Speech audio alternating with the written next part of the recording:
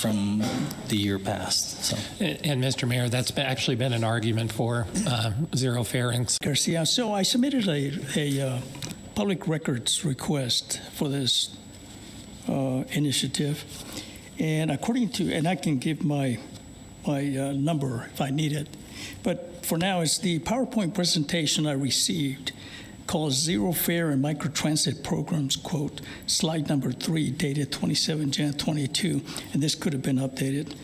The current fare is $1 per trip, or 50 cents for the elderly, I believe it is, for certain categories.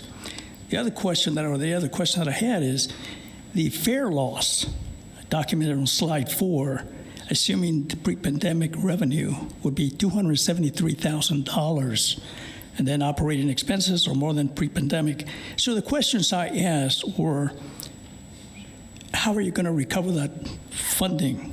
And if I heard this right, and I may have misunderstood, it's going to be absorbed. And please correct me if I'm wrong. Which leads me to think that if you have $273,000 that you're going to lose in revenue, but you can absorb it, then maybe you have a little too much of a budget. I also asked for documents that would document the expected ridership increases, and I think the gentleman covered that. Apparently there is none. So right now, if you're doing an initiative, which I applaud, anything to help our citizens is good, but we don't know what it's going to end like. And then the other question that I had is, there's no document showing a fair risk analysis of such a plan to determine the pros and cons of establishing a zero fare. And the answer was, there is no such document. So the two questions that I have for you here, number one, where are the funds? Where are the funds to recover the losses coming from? That's $300,000, $300,000, okay? Should not be simple money. And then the next question is, why not offer zero fare on as needed basis if individuals are qualified? To me, that makes perfect sense instead of just saying everybody gets a free ride. Thank you for your time. So did you want the administrator to answer that or the city manager? It doesn't matter. Okay. I'd just like to know. Okay. Mike, you want to take a shot at that?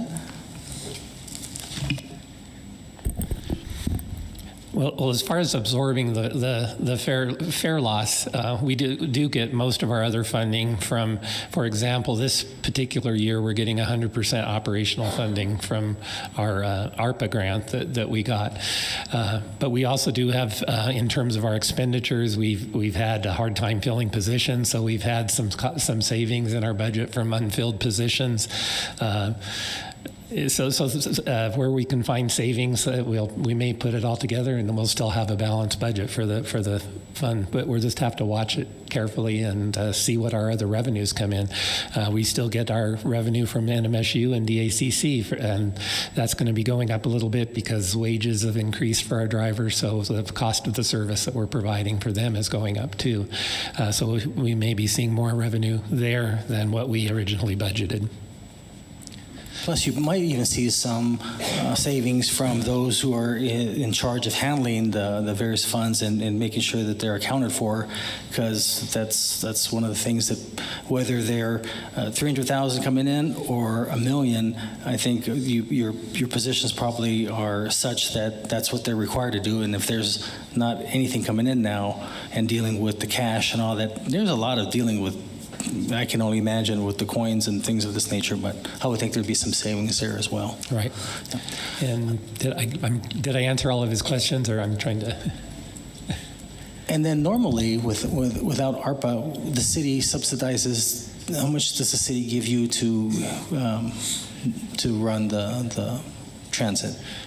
Well, this year is a little different because of the ARPA money, so we're getting most of it. But it's always over 50% comes from other city funds, such as the general fund or the hold harmless fund or the gas tax fund. Yeah, and I think that's probably what you were alluding to. Mm-hmm. I think that's why I was kind of joking. If we see our GRT going up even more, a little bit, that justifies, this. And when you stop and think about, the anti-donation clause doesn't allow us to help the resident directly.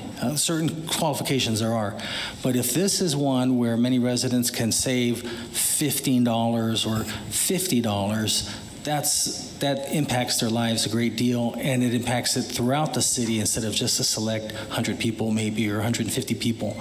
So I think that is good for the common good, and if that means that we ourselves as a city need to find those ways to reduce our spending a little bit to make sure that our residents have a little bit better quality of life, then we'll do it.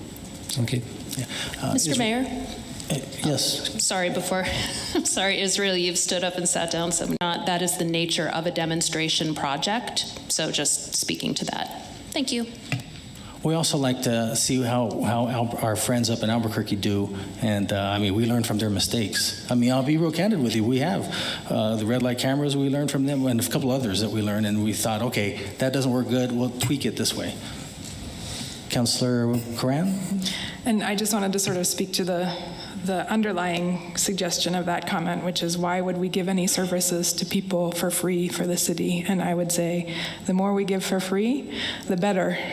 My favorite part of the city is the library. It's free, and there is no means testing because we all know that we could read more and experience more of life. And so I would ask us to think about how each of these people riding a bus instead of driving their car is an investment in our community, just like someone reading a book that they got free from our library. And I would ask us to look to every edge of what our services are and how we can make them more accessible and have fewer barriers for people to do it. So that's fundamentally different from your perspective, Mr. Garcia, and that's fine. You can visit us at the ballot box. Mayor? Yes, Councilor. Just one more thing. Sure.